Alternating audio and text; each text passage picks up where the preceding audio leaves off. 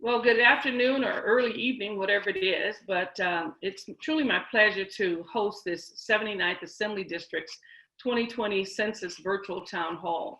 I'm Assemblymember Shirley Weber, and I represent the 79th Assembly District, which includes this half of the city of San Diego, the city of La Mesa, the city of Lemon Grove, Bonita, half of National City, the eastern half of National City, and the eastern half of Chula Vista, which encompasses an extremely diverse community, but also a community of 500,000 San Diegans in terms of San Diego County. And this district is vibrant. It has some of the best of everything that's able to be offered in San Diego, with wonderful universities and community colleges, very diverse neighborhoods and communities, and real sense of identity for those who live in those communities. But it also has some of the unique challenges that are in every city. And so as a result, we take a pride in our diversity, and we try to make sure that we reach out to every community with its unique needs so that they get the services and resources that are so essential. We're going to talk about the census, and I'm sure you've heard a lot about the census. If you have not, you must not have been living in San Diego or California, because the California legislature has invested $200 million in the California census, more than we've ever had in the past, because and that speaks to just how important the census is, because we're trying to reach out to everyone, to the hard to count as well as others, because the census becomes important. The census, as you probably have discovered, determines the congressional representation. How many persons will have to represent us in Congress is determined by the census. It also basically determines hundreds of billions of dollars in federal funding every year. And it provides data that will affect communities for the next decade. So we do this every 10 years. So the results of this year's year's census will be with us until 2030. So that's why it's so important to get a very good and accurate count, because you don't want to find yourselves undercounted as you grow and then unable to meet the needs that are there. For instance, the data from the 2010 census is still being used right now to determine what the relief or the kind of resources we're going to get from COVID-19, and what we need to help in terms of directing this pandemic and recovery and the funding that's there. All of those are being determined by the census we took for 2020. And surely our population has changed, but as they allocate resources, they allocate it based on what they received in 2020. 2010 was actually the population that was there then, and not the population now. So that's why it's so important as we look at how we're going to fund things, what we're going to do with the resources that are there and how much we're going to get. The census will inform decisions, as I said, about allocating billions of dollars in federal funds to communities across the entire country. Those things will go for hospitals, fire departments, lunch school programs, other kinds of educational needs, and other critical services and programs that affect every community.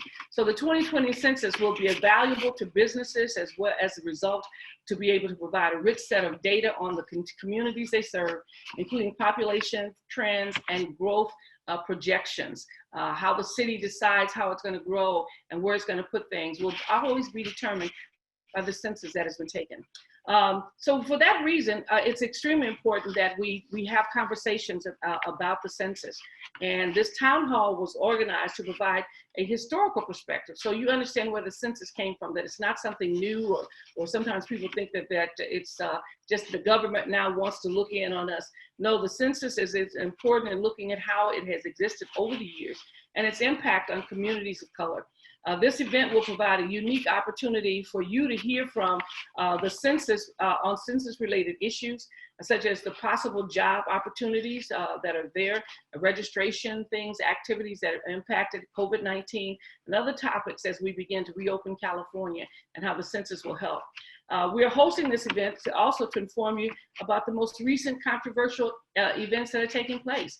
We often hear things on the news about the census that somehow these nuggets of information dropped on us, and we think, I wonder if that's going to impact the census, or it says it's going to, or it raises questions about the census should not do that, or these kinds of people should not be counted, and so forth and so on. For instance, there was a memo from the Trump administration on July 21st stating that undocumented individuals would not be counted in the next round of drawing congressional district lines, which talks about the census. The presidential memo only causes confusion. Just at the moment when the census is about to be taken and we're about to gather data, now we're all confused of what is being said. And yet that issue has been litigated before as to what the census is really about. And why we do a census ever so often.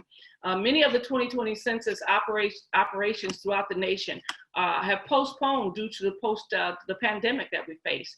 In other words, when our deadline was going to be, it's been pushed back because it's been difficult to do the normal things that we do in county. You know, normally when a census is done, you mail out the census data, and then immediately there are people knocking on your doors, making sure that you have turned it in, or if you haven't turned it in, trying to encourage you to do so.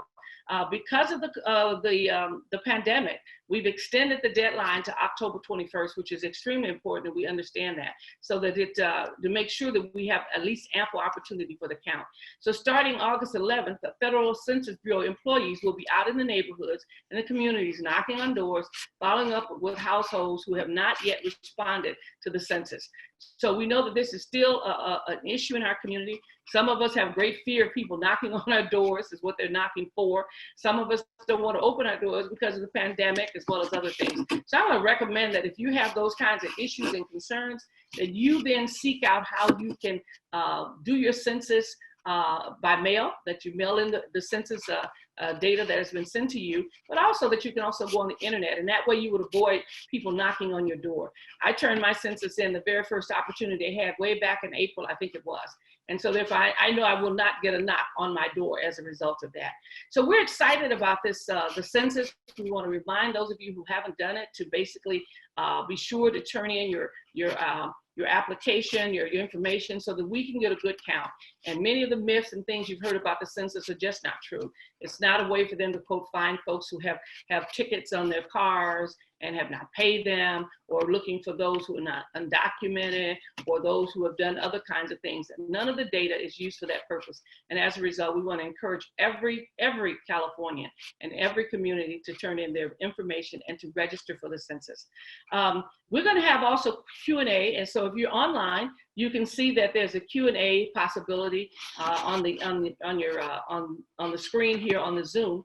Feel free to click in there, and if you have any questions, I think there are a couple in there now. If you have any questions about the census, be sure to put that in, because a part of this Zoom, this town hall that we have today, will include obviously information that you may have questions about, and we want to encourage you to be able to ask those questions. So there's a Q&A section on our Zoom. Be sure to do that. Use it to put your questions in.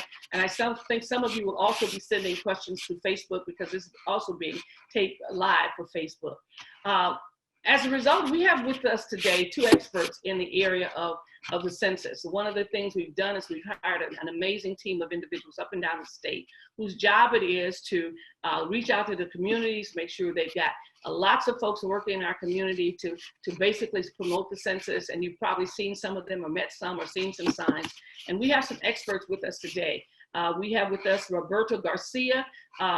He will discuss what to expect as the Census Bureau begins their field operations that'll begin mid-August through October. The field operations, as I said earlier, will begin on August 11th. And he will discuss the privacy protections built into the census so that you have some protection.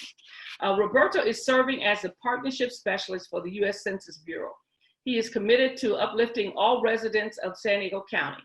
And through his work over the past 10 years in nonprofit, government, and private sectors, he has worked toward bringing investment to improve and rehabilitate neighborhoods.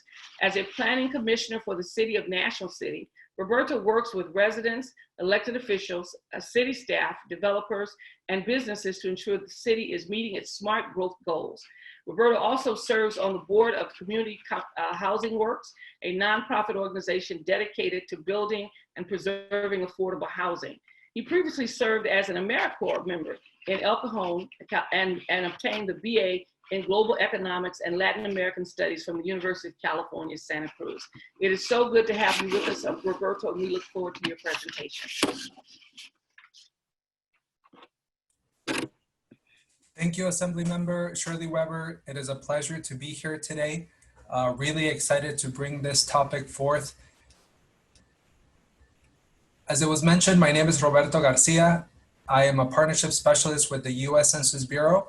And today I will be talking about a few different things most definitely about the operational shifts that have taken place. But I have been asked by your office to provide a brief overview of what is the census. So that is what I'm going to start with. And then also I will talk about the future, right? Like how the census is going to affect us as we move forward. And hopefully towards the end of this presentation, you'll get a sense of why I included this Halloween theme for the census. So next slide, please. So first and foremost, why do we do a census? Why is it important? Well, in our United States Constitution, it states that we have to do a census every 10 years. And we have to count everyone that lives in the United States, regardless of age, regardless of race, regardless of citizenship or non-citizenship. The US Constitution on Article 1, Section 2 indicates that we have to count everyone that lives in the United States every 10 years. And the fact that it is in the Constitution makes it central to our democratic form of government. Next slide, please. However, it was not always this way. The Constitution did have to be amended, and it was part of these amendments that enabled other individuals in the United States to be counted and acknowledged as individuals. So I do want here to acknowledge also the National Latino Research Center for providing us with this great research and information so that others can understand it as well. What you're seeing here are the racial and ethnic categories from 1790, the first year that the census was conducted, up until 2010. And as you can see, beginning with African Americans, Black individuals, right? Initially in this country, they were categorized as slaves. Furthermore, slaves were counted as 3/5 of an individual. And it wasn't, again, until the 14th Amendment that this changed, when it indicated that we have to count everyone as a whole person. Furthermore, you can see here the evolution of the categories for each of these racial and ethnic breakdowns. As you can see, we have Black, Native American, Asian, and then also Mexican. And you can see the timeline on the top as to how these denominations for these individuals came to be. It wasn't until the 1930s that Mexicans were actually acknowledged in the United States, when a large group of these individuals were already living here in the United States. Furthermore, when it comes to Native Americans, they were also not considered to be individuals or persons legitimately living here in the United States because they were not taxed. So as you can see here, through the amendments to the Constitution, there were further additions and definitions as to how these racial and ethnic individuals were categorized. Next slide, please. So I want to here showcase just two examples for the African American experience as well as the Mexican American experience. First here, we're looking at the category of Black or African American, and you can see the timeline that it took time and it took recognition to really showcase that people are living here and they do categorize themselves or also self-identify in this manner. So beginning in 1790, Black individuals or African Americans were considered slaves. After the 13th and 14th Amendment, then these individuals were considered free colored persons. And as you can see there, the definitions continue to move on from being Black to Negro, mulatto, Black or Negro, and then into the 1990s with further definitions of Black, African American, or Negro. Next slide, please. What I also want to recognize here is that at the US Census Bureau, there is no scientific way by which race or ethnicity is defined. Race and ethnicity are categorized based on a territory that people have an affiliation to. So for example, the US Census Bureau considers someone to be white if they are from Europe, from the Middle East, or from North Africa. Black or African Americans from Africa. You can see there also American Indians or Alaskan Natives being of North American, South American, or Central American descent. And in a similar fashion for Asians or those that are considered to be Native Hawaiian or other Pacific Islanders. And you can see that all of these have a territorial affiliation to those definitions. Next slide, please. So at the US Census Bureau, we understand that race and ethnicity are embedded in our culture and in our political process. Therefore, it's very important for us to understand how people are self-identifying, because in this manner, we're able to adequately redistrict legislative processes. We can allocate funds to schools. We can support environmental justice causes. We can highlight health disparities as well as economic disparities. And more importantly, so that we can enforce the Voting Rights Act of 1965. Next slide, please. And with that said, the census really is about power and it's about money. Power in the sense that it is political power. California is the most populous state and therefore has the most representation at a congressional level. However, depending on how many people live in our community, then we're able to have an accurate distribution of, say, for example, city council members, mayors. We have here in the county of San Diego, we have water districts, we have utility districts, we have supervisor districts, we have school districts, many districts that depend on how many people live in those communities. So it is a way to draw legislative boundaries, to achieve social justice, and again, to get our fair share of federal funding. The federal government distributes $675 billion every year. Those are your taxes, my taxes, that need to come back to our community. And also representation in the sense that when communities need more hospitals or more schools or better public transportation, we need to make sure that we have those accurate counts to make sure that we're allocating the resources where they need to go. Next slide, please. As Assemblymember Weber mentioned, the US Census Bureau takes confidentiality very seriously, and your personable, identifiable information is protected by Title 13 of the US Code.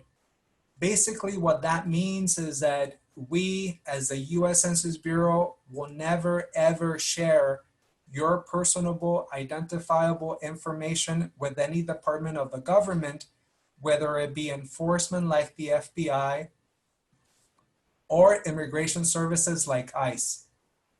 Furthermore, we will never ask you for any employment or income information. We will not ask you for your bank accounts. We will not ask you for any criminal convictions. If you receive any public benefits, we will not ask for that information. Furthermore, we will not ask you for your social security number or your immigration or citizenship status. Not even the Patriot Act has the authority to request information, specifically personable identifiable information from the US Census Bureau. Next slide, please.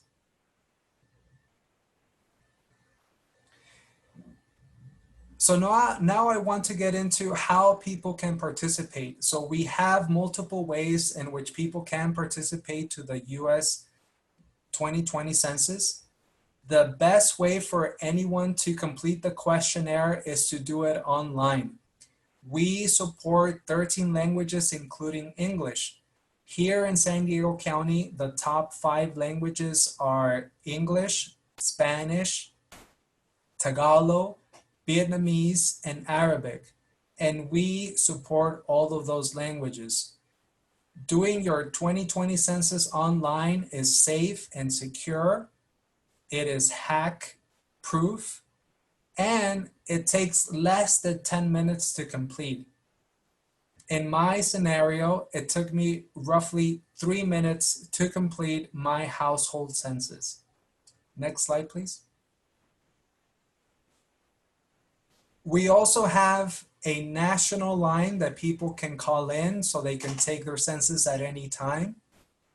Also here locally in San Diego County, we have a local line where people can call in.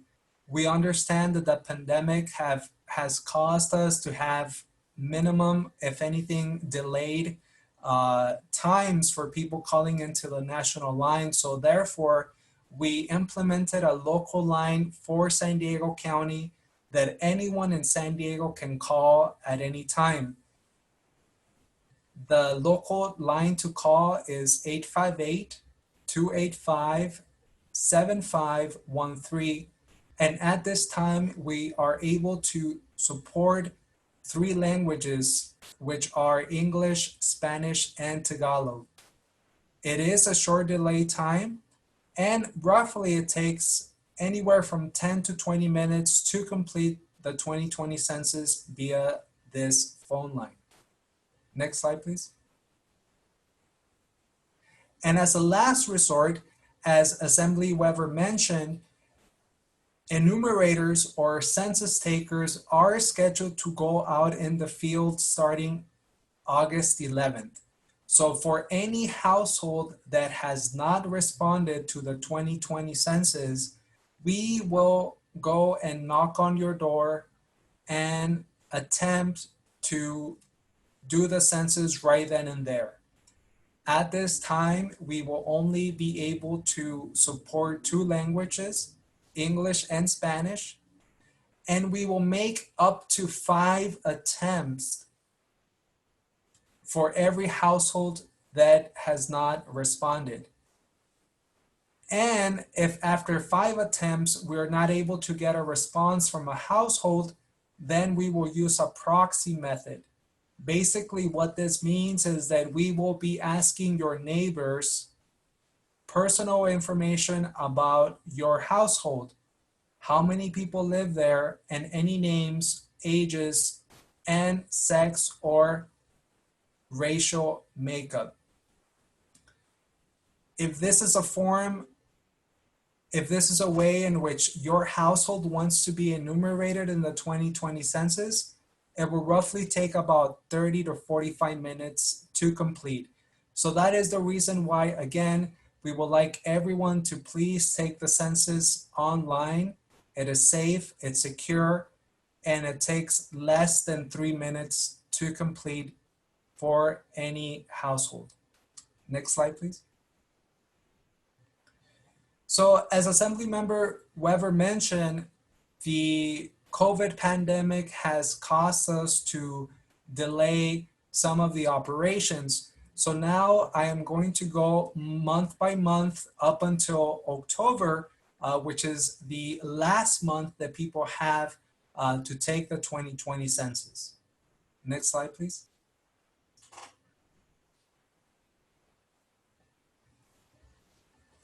So in June, we completed what it's called the update leave process. Essentially, this applies to rural communities in San Diego County. Basically, households that do not receive mail in a traditional way. So we were able to hand deliver 17,100 paper forms to these households that don't receive traditional mail. Furthermore, there is another operation that we have started that is called the group quarters. Group quarters counts individuals that are housed together in unique circumstances. For example, students that live at a university are considered to be in a group quarter. Individuals, for example, that may be service members that live at a post or at a base. Also individuals that might be in prison, or also individuals that might be living in a hospice or a hospital. So we started the process of the e-response. So we are in contact with those organizations and institutions that house individuals, and we're asking them to submit information online. We are also working right now with the tribal areas, and due to the pandemic, all, if not most of them, close their jurisdictions to any outsiders. So at this point, we have only completed about 15% of the material distribution to the tribal areas. Next slide, please. So I'm happy to report that in July, the U.S. Census Bureau, along with many partners across the county, we were able to conduct various car caravans throughout the county. We started off with a North County caravan. Basically we asked our partners to come together so that we can drive through low response areas. So in July, we also conducted a caravan that went from City Heights through National City and into Chula Vista. We also conducted caravans in Escondido, the city of Oceanside, and the city of Vista. We are currently also promoting locally in San Diego County the Area Census Office Question Assistance Center, and that is the phone number that I provided earlier, where anyone can call at any time so that they can take the census with a census representative who is a San Diegan local individual that are trained to take the census. Again, that phone line is 858-285-7513. Next slide, please. So moving into August, this is when the enumerators or the census takers will be out on the field. And I also want to report that these individuals will not only be trained to appropriately administer the census questionnaire, but due to the pandemic, they will also be trained on the health and safety protocols as outlined by the U.S. Census Bureau and by our local San Diego County health officials. I also want to inform you that we may also be present in census tracts that are the lowest in the nation. And the lowest in the nation, meaning those census tracts that are the lowest 20%. So you may see census workers stationed at essential businesses such as grocery stores, pharmacies, mechanic shops, and other businesses that are deemed essential. So we may be at these locations for short periods of time.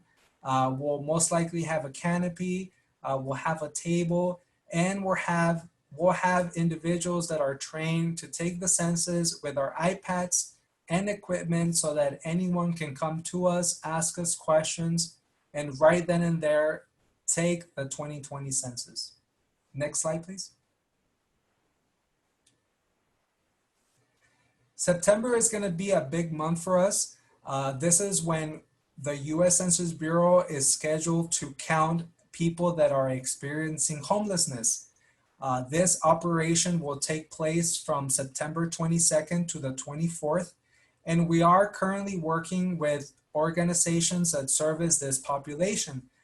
For example, here locally in San Diego County, we're working with Father Joe's, we're working with the Regional Task Force on the Homeless to make sure that we understand where these individuals may be on those days.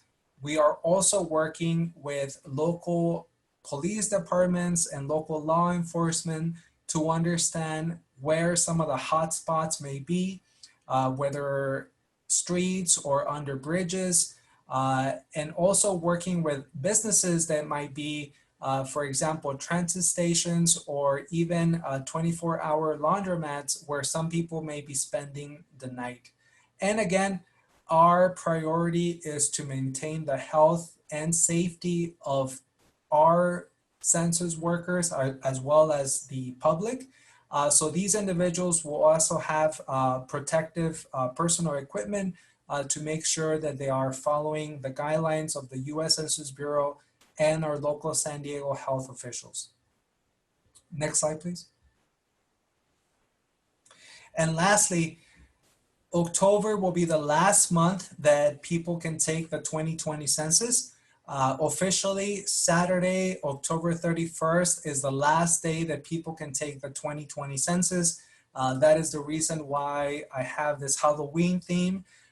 And also why I have this sad ghost up here on the top, because for anyone that is not counted, unfortunately, it will mean that they do not exist, that they're not officially here living in our community. So we obviously don't want that to happen. We want to count everyone. We want to make sure that we acknowledge everyone that is living here in our community so that, again, we can receive our fair share of federal funding and our political representation at every level of government, from city to state to the national level. Next slide, please. So what are the next steps? Essentially, here locally in San Diego County, our goal is to achieve a 72% participation so that we can account for everyone that's living in our community. I want to also today acknowledge that we are at 68.4% participation, which is a big milestone. We have surpassed our 2010 participation rate by 0.4%. So we do have until Saturday, October 31st, to continue to self-respond and hopefully achieve this 70% participation. Furthermore, we will continue to conduct car caravans in low responding areas.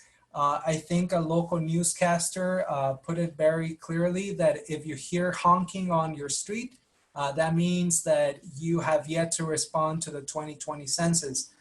We will also continue to conduct virtual workshops and trainings such as this one. Also, the U.S. Census Bureau is extending the media campaign until September of this year.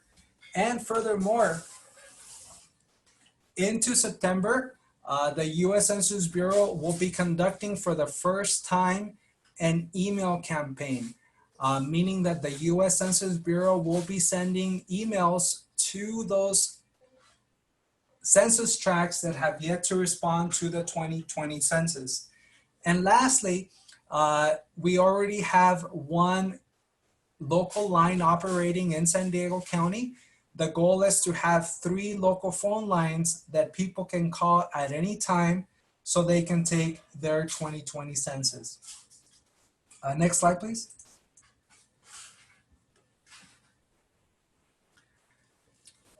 So this is just a quick picture of individuals such as partners, such as census workers that have been doing a lot of activities. So I just want to acknowledge them. I want to acknowledge a few of our partners, such as Naleo. I also want to acknowledge the National Latino Research Center, SANDAG, the Filipino Press, Vietvote, and many, many others that have been part of this process. Also, the Office of Assemblymember Weber has been very supportive in our work and moving forward to make sure that everyone gets counted. Next slide, please. So I'm almost done, but I think that these next slides are very, very important for us to acknowledge also. So I want to start here first with this map of the United States. Essentially what you're seeing here are the states that gain congressional seats after the 2010 census. Those states in blue are states that gain congressional seats. States in green are states that lost congressional seats. And lastly, those states in gray are those that did not have any change. And I want to here highlight the lower portion of the United States. And you can see here that the state of Texas gained a significant amount of seats after the 2010 census. The reason being is that Katrina, this environmental hurricane, right, that caused a lot of people to be displaced, moved from the state of Louisiana, which lost congressional seats, into the state of Texas, causing the state of Texas to gain more political power and more political and more federal funding after the 2010 census. Next slide, please. So for the state of California,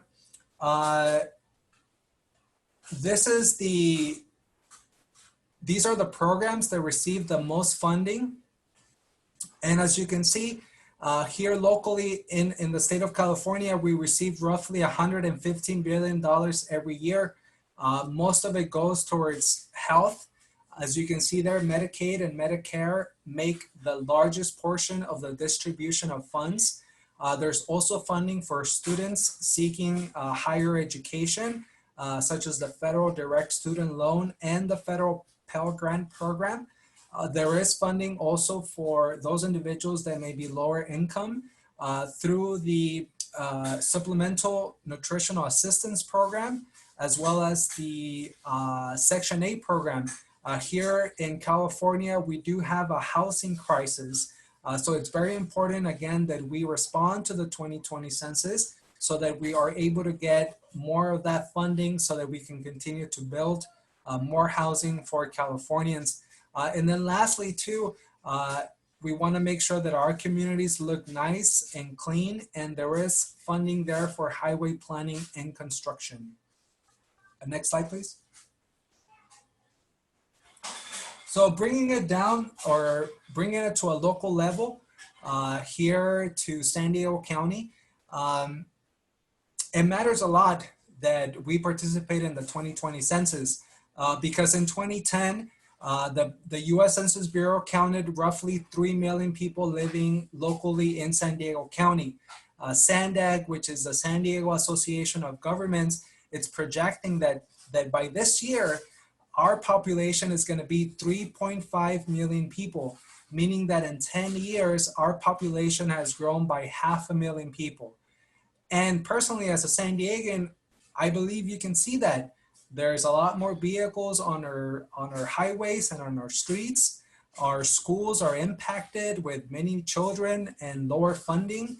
So now more than ever, in order for us as a community, as a county, to continue to grow and continue to thrive in the future, we need to get that fair share of federal funds so that that funding can come to our communities, to our local streets, to the betterment of our neighborhoods.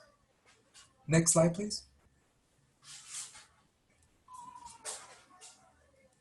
And I want to also here highlight that our population is changing. As you can see here, I highlighted our population growth, and then also the fact that Latinos and foreign-born individuals make a very large population of our community. Next slide, please.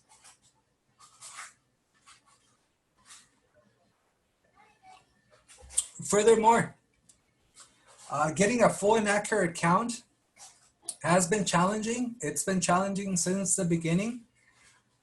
And it's been challenging because in 2010, only about 68% of the population actively responded. Basically, that meant that we had to go out and look out for almost 500,000 San Diegans. And we understand that we might not always count everyone. And here on the next slide, you can see that in San Diego County, we have roughly 49 hard to count census tracts. So next slide, please. 49 hard to count census tracts that account for 250,000 people. And in these census tracts, the participation rate is lower than 70%. Next slide, please.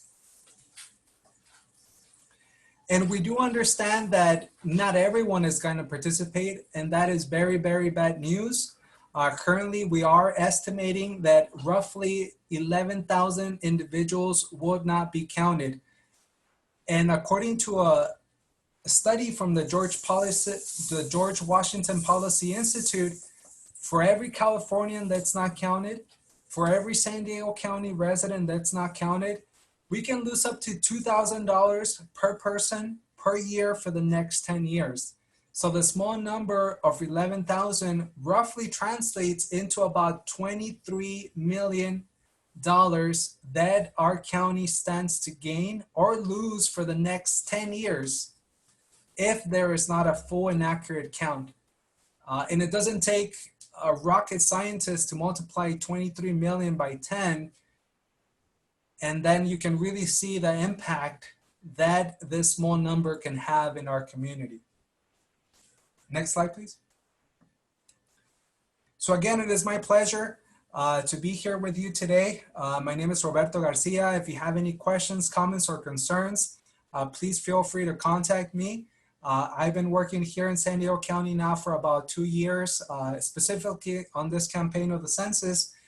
So again, it is my goal and my intent to make sure that we count everyone. And here, the next slide, please. This is the last thing that I'll leave you with, that the census is only the first part of the process. The next big thing that will happen is redistricting, which will happen from 2021 up to 2023. So if you're about social justice, the census is the best thing that people can do. And then lastly here, I want to highlight this little cartoon that I found on the internet on the top left from California. And the state is saying, what is that? Was that an earthquake? And it's like, no, that's reapportionment happening. So thank you again for your time. It's my pleasure. I will take any questions at this time. Well, Roberto, thank you so much. What a tremendous amount of information, a lot of data for people to see and really to see the impact that's there. And clearly the reapportionment that happens after the census is like an earthquake, because things get shaken up and communities get moved around. And that's why it's so important that we, in addition to the money that we get, that we actually participate in the census. Don't forget to realize that we have a question and answer section. If any of you have any questions, be sure to click on that icon at the bottom and leave the question there. And after we hear from our next speaker, Connie Hernandez, we will then have questions.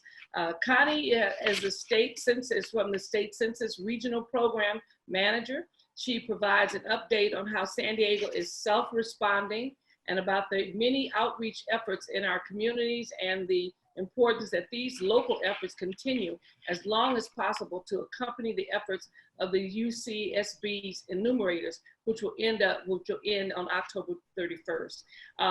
Connie Hernandez serves as the Regional Program Manager for Region 10, and we are Region 10. San Diego and Imperial Counties are the California Complete Count Census 2020 office. She has devoted her time in San Diego County to multiple organizations, including a founding member of the Ronald McDonald House Charities, the Vice President of the Community Relations for Chavez and Associates. She's the Vice President, Vice of Marketing and Public Relations for the MAC Project, as an administrator for the Make-A-Wish Foundation, and she served as a partnership specialist for Census 2010, specializing in the Spanish-speaking hard-to-count communities. So she has tremendous experience in this area. She attended the University of San Diego College of Women and has received numerous awards for her community work, including Partners for Prevention Community Service Award, Hispanic Publishing Superior Achievement Award for Latinas in the Media, and the Democratic Central Committee Community Service Award. We're very honored, Connie, that you've taken the time to be here with us as our regional director. We are very pleased to hear what you have to say. We know that you have tremendous experience in this area and just fortunate that you've taken the time to actually participate in Census 2020 and be our leader and director. So once again, Connie, thank you for being here. We look forward to what you have to say. Thank you so much, Assemblymember Weber. It's my pleasure, distinct pleasure to be here with you all today. I come, as you said, this is my second round working with the census, and it's both campaigns have been amazing. This one, with all its challenges, is very different, but I'm very pleased with the work that we've done so far.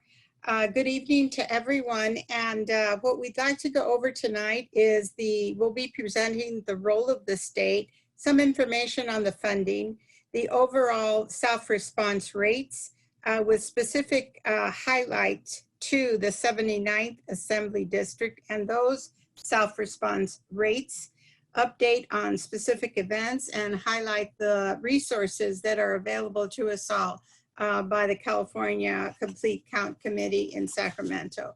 If we could please go to the next slide, please. Primarily, the role of the state has been to create and communicate the statewide strategy for census outreach. And this began, as Roberto indicated, over 2 years ago in determining and creating a plan that would work so that we could truly get to the true messengers from our campaign. And we have found from experience, and anyone that has worked in community organizing understands full well the importance of those trusted messengers in the communities that we've all served. We also work to identify gaps, develop necessary tools, disseminate best practices, and also coordinate the overall mobilization of funding. And of course, we work in partnership with our United States Census Bureau partnership specialists in San Diego County. I've had the pleasure of working with Roberto Garcia for almost 2 years now, and he proved to be an exceptional resource for me, especially in the beginning, as he began a few months before I did. We can go on to the next slide, please. Most of you here may know this, but I always like to put up this slide, not only because I get to see this cute little girl, but also because we talk about hard to count or hardest to count populations. And most of us take this for granted, but I think it's important to note that when we talk about these populations, we're talking about children 0 to 5 who are often not counted in the census. Also Latinos, African Americans, Asian Americans and Pacific Islanders, Native Americans and Alaska Natives, Middle Eastern and Northern Africans, immigrants and refugees, farm workers, people with disabilities, LGBTQ communities, areas with low broadband subscription rates and low or no access to broadband.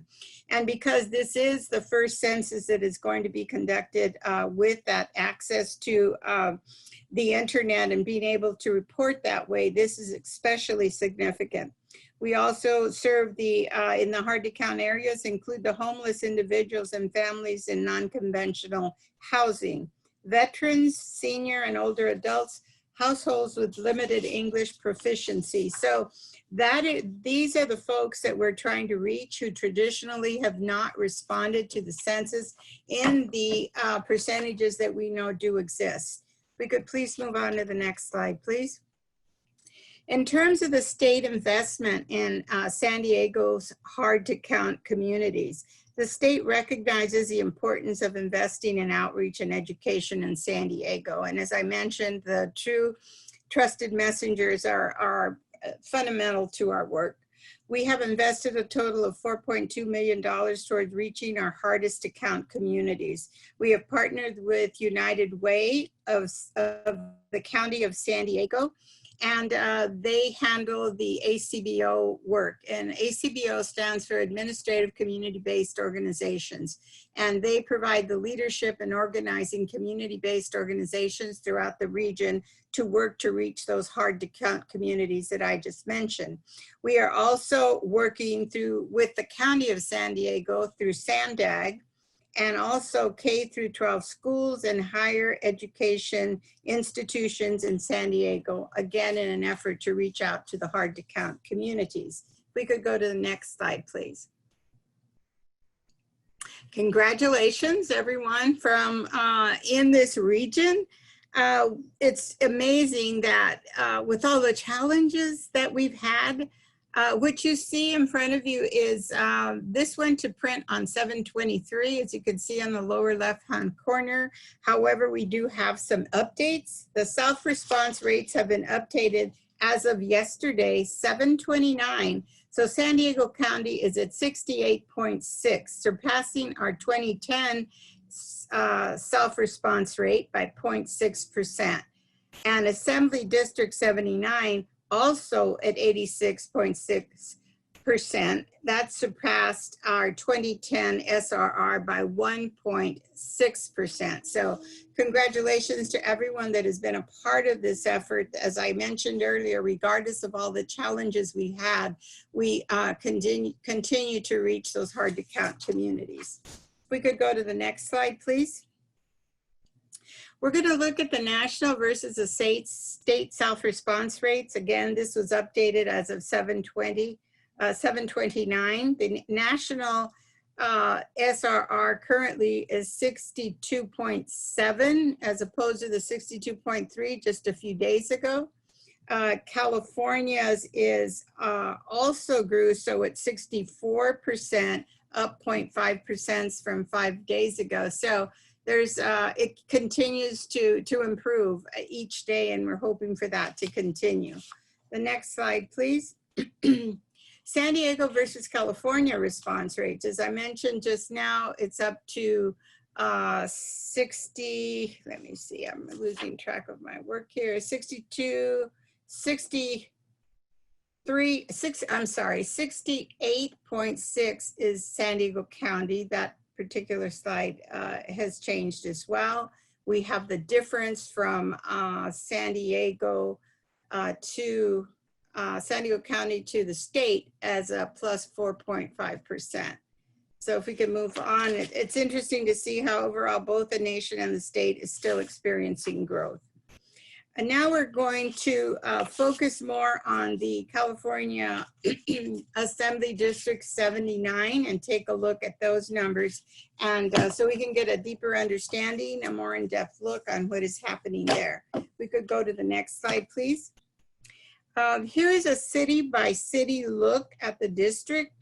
If you can see here, the green highlighted city, those cities have reached or exceeded the 20.10 self-response benchmarks, and that includes Bonita and La Mesa. However, since this was printed, we have 2 additional ones that have reached that, and that includes Lemon Grove, and it also includes Chula Vista. So we're very happy to report that those numbers keep growing.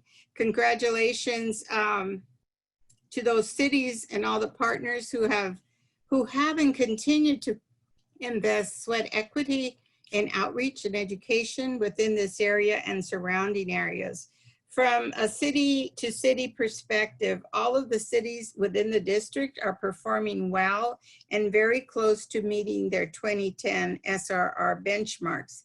Keep in mind always that the 2010 data is not an apples to apples comparison with the 2020 data. We didn't have the online option in 2010, so it's very difficult to make clear comparisons. However, this is as close to 2010 data as we're going to get, and we are very grateful to all of you for working hard in these areas. Please continue the good work. If we can go on to the next slide now, this again is an in-depth report of the 79th district. District 79 is tracking very well with the rich purple indicating self-response rates above the 56% on average. You can see how if you go over to the top right-hand corner, the current SRR rate is now, rather than 68.3 of a few days ago, it's up by 68.6. Also, the district for the 79th Assembly District is up to 70.1. So, so this is, you know, great work is going on in the district. And thanks to our partners and of course to the support of Assemblywoman Weber's office, who has been most participatory in this process. So the district track medium again is 70.1%. That's well over the average across the state. Within the hard to count tracks that the state is monitoring, that's above 59% of the hard to count. The district medium is 70.1%. Once again, above the overall performance of these hard to count tracks across the state. There are a few census tracks, however, throughout the district that we have been watching since mid-March. These two census tracts are 2801 near San Diego State College and 2904 by Alvarado Estates, part of Rolando. And we're gonna go over those specifically in just a few minutes. See the geography of those census tracts and hard to count characteristics within those tracts that are targeting our outreach and education campaigns.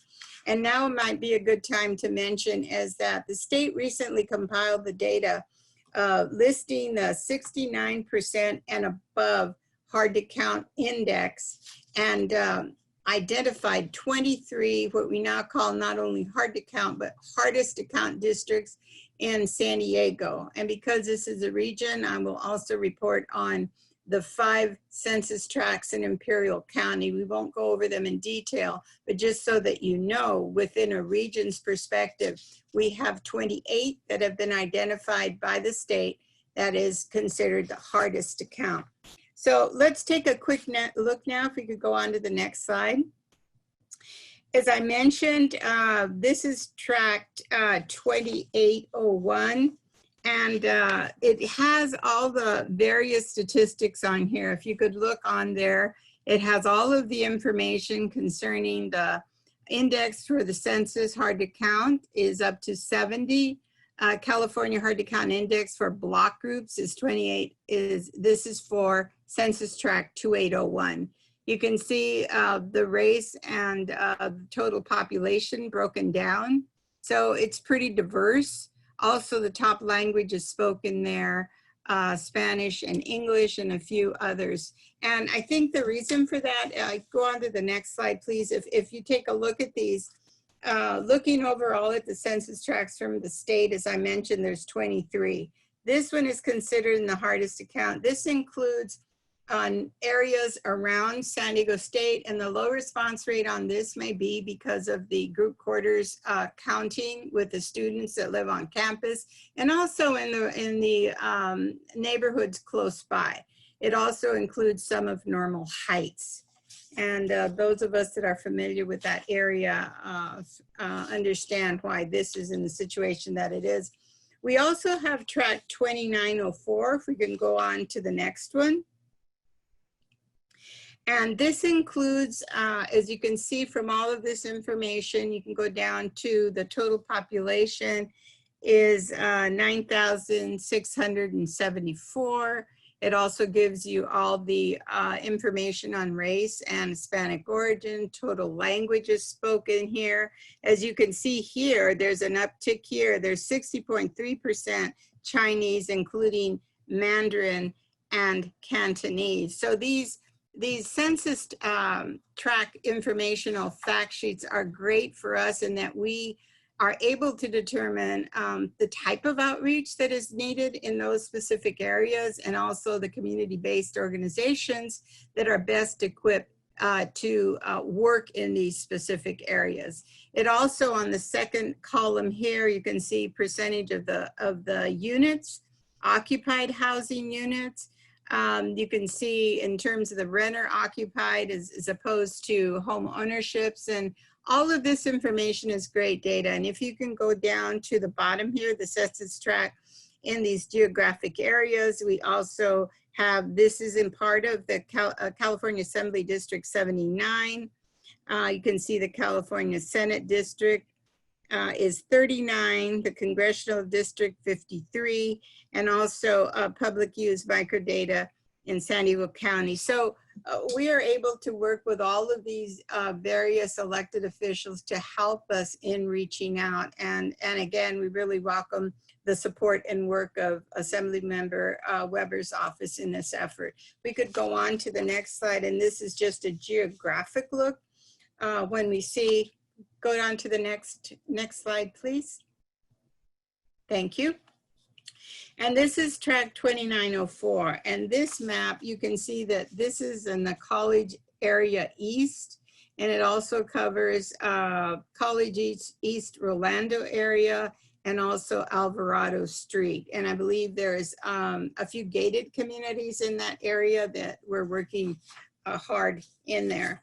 So this just gives you a general idea. As a representative of Region 10, I hold bi-weekly meetings wherein all the partners participate. I know Lee participates in the calls. And what we do is look at these, the 23 different tracts in San Diego County, look through all of them and just review and making sure what kind of outreach is being conducted so that we can, and what kind of events are being conducted in this limited person-to-person outreach that we have at this time. So that's really important to keep in mind as well. So if we stop and think, if we go on to the next slide, please. As I've indicated before, there are very many partners working in these areas. Oftentimes I'm asked by elected officials or their representatives, you know, well, who's doing the work in our area and what type of work is going on? If you can see outreach partners in the areas, specifically in 2801 and the last one we did in 2904, we have, this is work that is being supervised by the Count Me 2020 Coalition. And some of the partners there include Paving Great Futures, Alliance San Diego LGBT Community Center, the YMCA Resource Center, and the API Initiative. So you can also see that the impact that they're being able to provide in this time of not being able to work person to person, which is a shame because, as we know, we talk about trusted messengers being fundamental to the work that we do. And this often includes that face-to-face, one-on-one contact that we're not able to have. Who would have thought that, you know, 2 years ago, as all these partners were busy submitting their implementation plans, planning all the events in which they were going to create or events they were going to participate in, canvassing, door hangers, all of the other work that they were going to do was going to come to an abrupt stop, probably less than a week before they were ready to implement that. But we've made great pivots. We've been able to continue the outreach, and I've already mentioned what the results have been. So I'm very proud of the work that has been being conducted.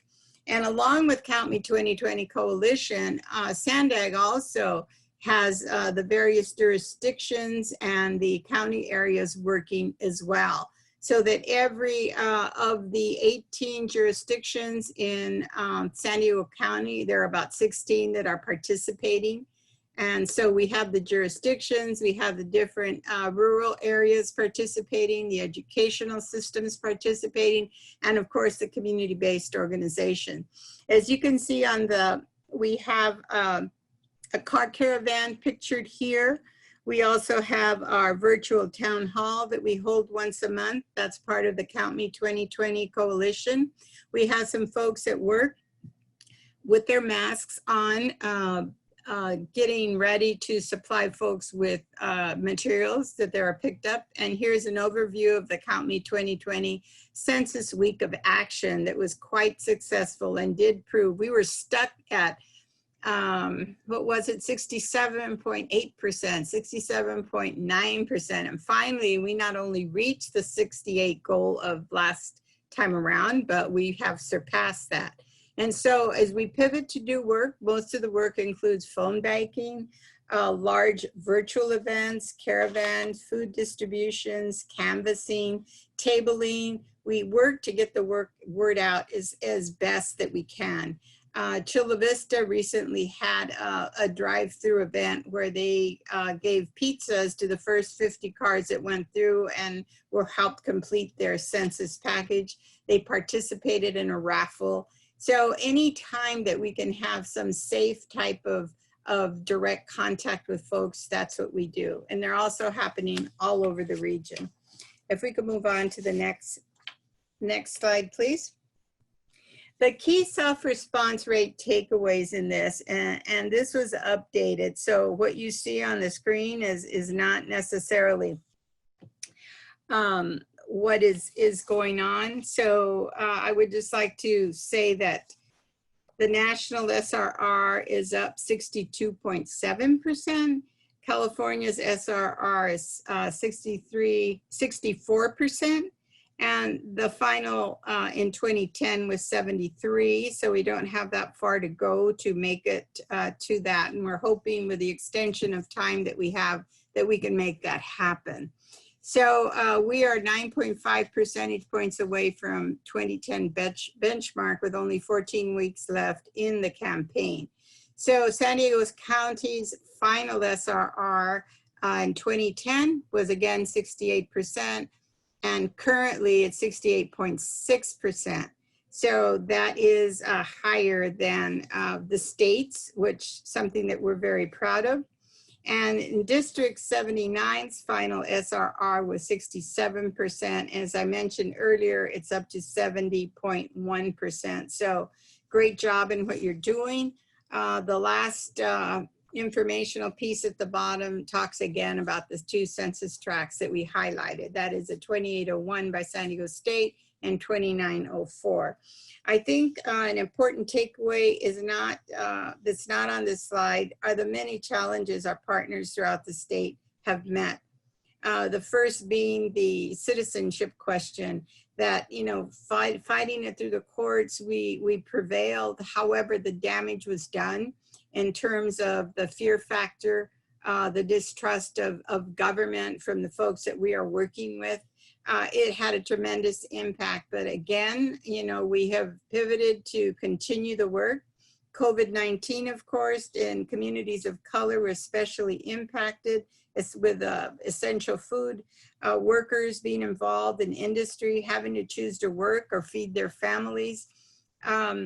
You know, it's just truly remarkable when we think back when we first started this journey together, how different things have happened. Also, with the Black Lives Matter movement, it's around social justice, and that whole campaign, we were able to support the efforts of our partners that were involved in that, because it's truly about social justice. And as Roberto has mentioned, and as Assemblyman Weber has mentioned before, this is truly about social justice. We had the recent memo in terms of who's going to decide, you know, who can really be counted. This again is non-enforceable, it's illegal. However, again, the damage that it does, it evokes a certain fear in our communities that we're serving. So it's all important, all of these things. So I take great pride in the work that has been done by all of our partners, not only in Region 10, but throughout the state of California, because despite all of this, we're still able to work forward, and we're very close to surpassing our goals. If we can go on to the next slide, please. Now, we can take a look at the California Census resources. We have a lot of creative assets on the partner portal, and if you have access to that, if not, call me. You can download all of these posters, the beautiful posters that have recently been developed. And also we have a July social media toolkit that can be also downloaded. We have a statewide partner page, which details about all the statewide partners and the work in which they are involved.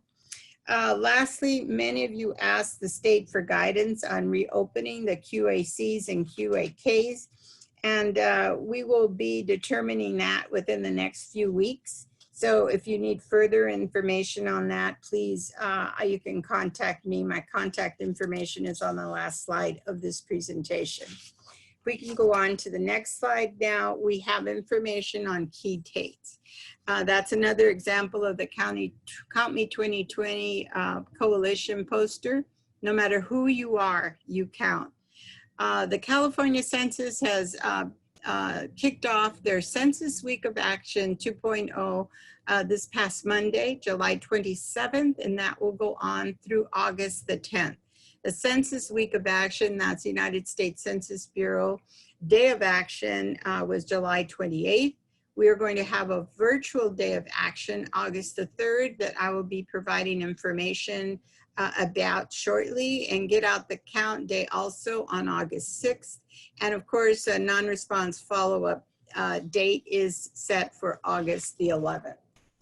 If we can go on, please. Thank you. We have partner learning opportunities also. Here's another example of a great collateral that was recently developed. Let Our Count Be Heard, emphasizing the importance of what the appropriate census count does to support families. And of course, we're counting on you for social change, trying to connect everything that we've experienced over these past 2 years to the importance of folks being ready and able to respond to emergencies by having the appropriate data reported in all our communities. We also have set up what's been an excellent program called the Peer Learning Hour.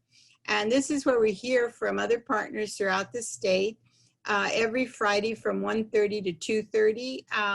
Different issues come up when the Black Lives movement began or just resurged. We had excellent discussion on race and how the census was important for that. We've had different learning hours on the rural communities, how to best reach out to the rural communities within our region. We had Native Americans that were presented, an immigrant session. I was fortunate to participate in a session that talked about the importance of trusted messengers and how truly they're the connection to folks in our communities that we're trying to serve. We will put out a schedule for the August events shortly. And also we have SWORD webinars, and that's been our data platform in which we're not only reporting all of the information, all of the partner information, the funding information, the event information, the SRRs, how many touches have been provided, all of this. These are all things important to remember. So that happens every Friday from 3 to 4. And ticket to SWORD team, we have an opportunity to speak to them on a one-on-one basis. We're going to go through the next informational points very quickly. We are pressed for time, and we want to make certain that we have time for questions and answers. We want to respect that time limit. So if we could go on to the next slide, please. These are just more creative assets. We've gone over some of them. And there are so many new pieces also that really drive home the urgency and importance of completing the census now. So we encourage our partners to download the materials and widely share to their social media pages. If we can go on to the next slide now, please.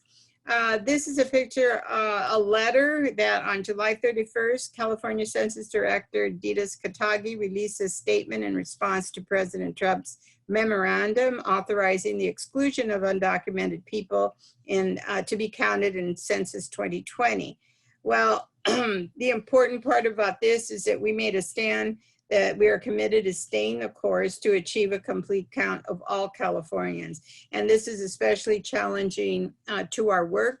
And Count Me 2020 Coalition also put out a statement. Universidad Popular, one of our partners, put out a statement, Naleo. So we're really provided a team effort in responding to this. We could move on to the next page, please. Census Week of Action in terms of messaging, that's information, ground themes of hope, equity, empowerment, linking the benefits of the census, driving activation, directly addressing how to, and also just continue to highlight that the census does not include the citizenship question. Next slide, please. Messaging, do's and don'ts, what messages we can lean into. Absolutely everyone counts in the census. Census benefits our families and communities. Census has 9 easy questions. We can go on to the next slide, please. Census Week of Action. This is the information that I promise to share. If we can go down to the next, if we can go to week 1, July 27th through August the 2nd, we will be uplifting partner activity and promoting the U.S. Census Bureau designated week. Week 2, that's August the 3rd to the 10th, get out the count, uplifting activities and drive census completions. So we have enhanced paid media, virtual day of action, and the other items that are listed there. Get out the count day. I want to wrap this up soon. So we have a next slide, please. Virtual day of action, Tuesday, August the 3rd, and you can see on there all the different schedules. We have the tweet chat at 11, Facebook live events at 1, Instagram live, DJ set dance with the census, every move counts, and that's a selfie challenge as well. And hopefully anyone that needs a copy of this presentation, Lee has a copy and from the office, be happy to share. So the next slide is get out the count, Thursday, August 6th.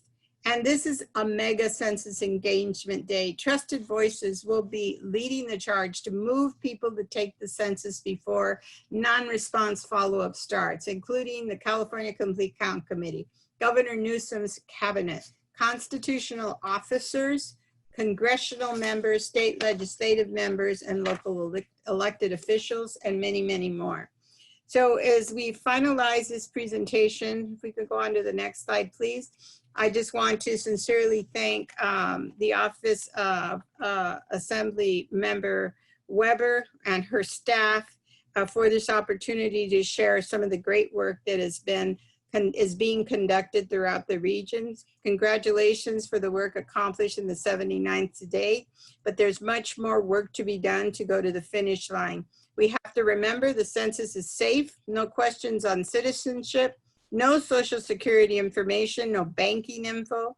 Remember the census is still happening. Last date to fill out your questionnaire is Halloween, August the 31st. And lastly, as we continue to work in spite of the challenges of the citizenship question, the COVID-19 executive memos, our partners throughout the state continue their work with a passion, and we consistently uplift their work. So this is a campaign again for social justice. Please make sure your voice is heard because we all do count. Thank you so much. Well, thank you so much. My goodness, it's been amazing to hear all the work that's being done, and I'm so proud of the people in the 79th. We yes. take every opportunity as a challenge to demonstrate to the world that the 79th is the best assembly district in California. We say You that got it. because we're not only just diverse, as some communities aren't as diverse as we are, and don't have the challenges we have, and yet we take every opportunity to demonstrate that we are a large community, but with a small community mind in terms of being able to work as a team and get the job done. So I ask my staff almost every week where we are in terms of the numbers, passing other people, and can we challenge different census tracts to compete with each other, because we know that the count is at 70 some odd % that they want, but we want 100. You know, we're one of these optimists who want 100. Right. If we keep pushing ourselves in that way, we'll get to 80 and 90 and those kinds of things. So I'm just really proud. I want to say to all the folks in the 79th, I'm really proud of what you've done.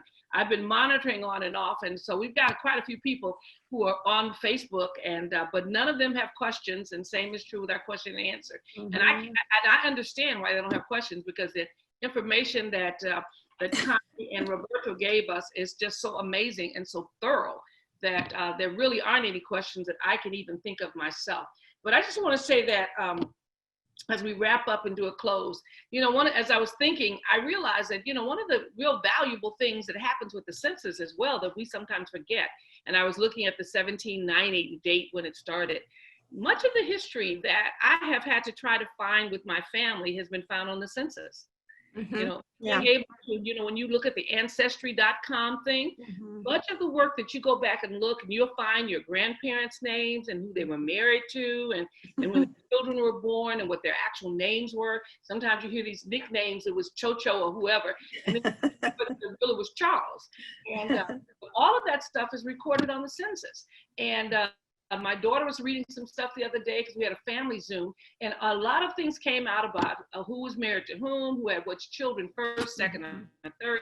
And this was in the early 1900s. You know, as we looked, we had to verify my grandmother's birthday for Social Security in the 60s. We actually went back to the census record of 1920. So census records that are old, they're valuable as proof and record of people's actual age and when they're eligible for benefits and so forth and so on. So I was thinking about that because I had forgotten that the census plays a very central role. And those of you who are interested should go back and look at the census and find information about your family. That then should motivate you to want to be a part of that record.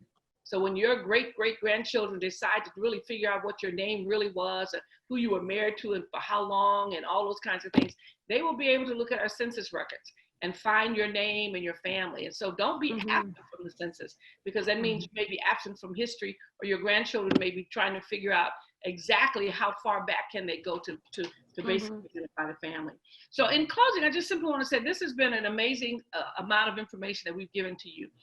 I hope you take it and take it seriously, but not only just for you, because oftentimes those of you who are listening are already convicted and committed to doing the work.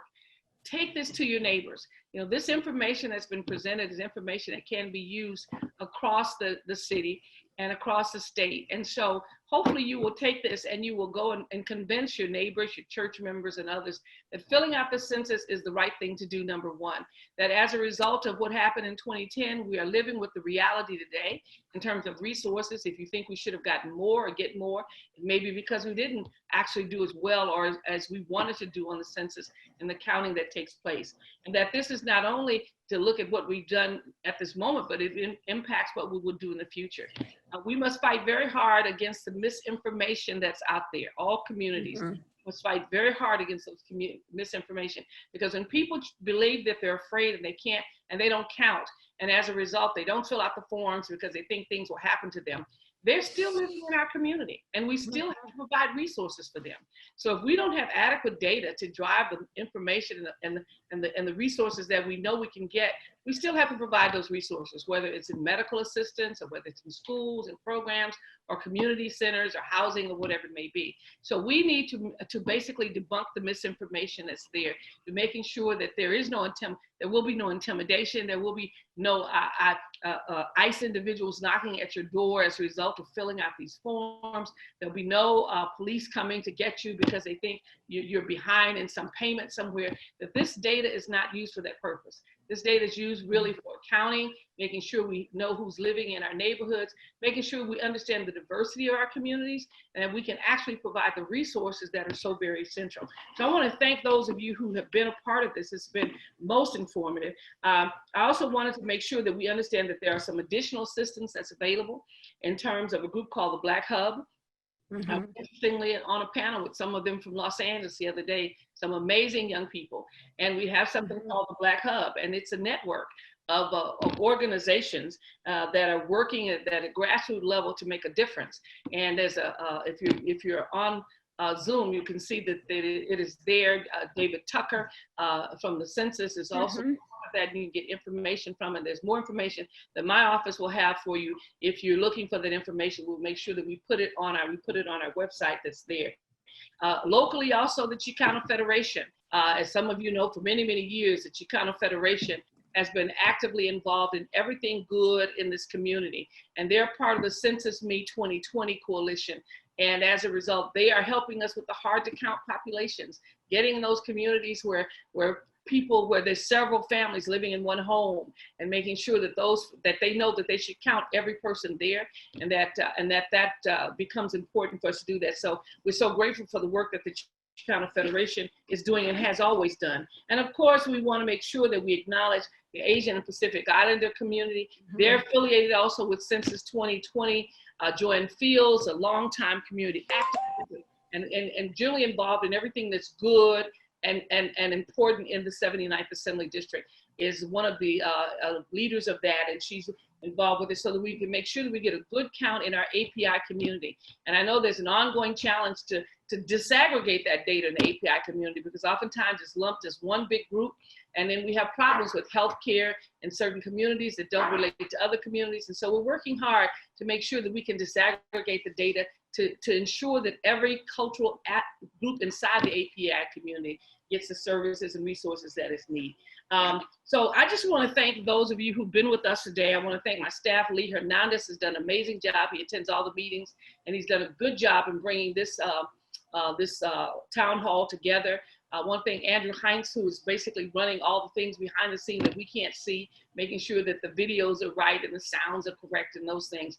And of course, to thank our experts who are here with us today, Roberto Garcia and Connie Hernandez, who are hardworking individuals who work so hard for the 79th district, but not only 79th, but work so hard for the census, the 2020 census, the leaders and directors of this region and this area, making sure that we have lots of activities occurring. I hope you take advantage of some of those activities. I hope you take advantage of the resources that are available, that if you have any questions at all, that you contact them, but you also can contact my office to make sure that we get you to the right person to make sure that the count is important. So once again, thank you so very much for being here with us this evening. It is wonderful that so many of you are on Facebook Live, and a few of you are here on Zoom with us. And as I said, I was not concerned that there weren't a lot of questions, because I know that the questions, because there was so much information, there was no need for us to do that. Someone just said, yeah, we're going to get 100% participation. That's our goal. No question. I believe that. And we appreciate all your efforts. One of our persons is saying they appreciate all of our efforts that we're there to work. And the census is important and has been important in the legislature now for over a year. And as I said, in our last budget, I'm on the budget committee, we put $200 million into the census count.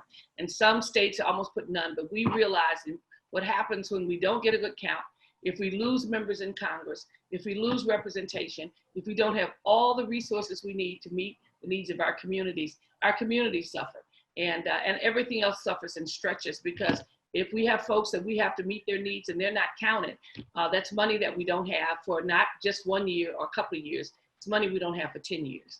And so this is really, really important. So once again, thank you all for spending time with me this evening on such an important topic as the census. We will continue to work, and don't forget all the dates that are coming up. They will be knocking on doors in August, trying to get those who haven't turned in their material. So if you don't want them knocking on your door, turn it in. And that way they won't have to come and visit you, but you will have sent yours in. And be sure to use the website to be able to go on and get the information you want. So Connie and Roberto, thank you so very much for your support. Thanks to all of our staff for making this happen. And the rest of you have a wonderful evening, and think 2020, count. I count, you count, we all count. Take care.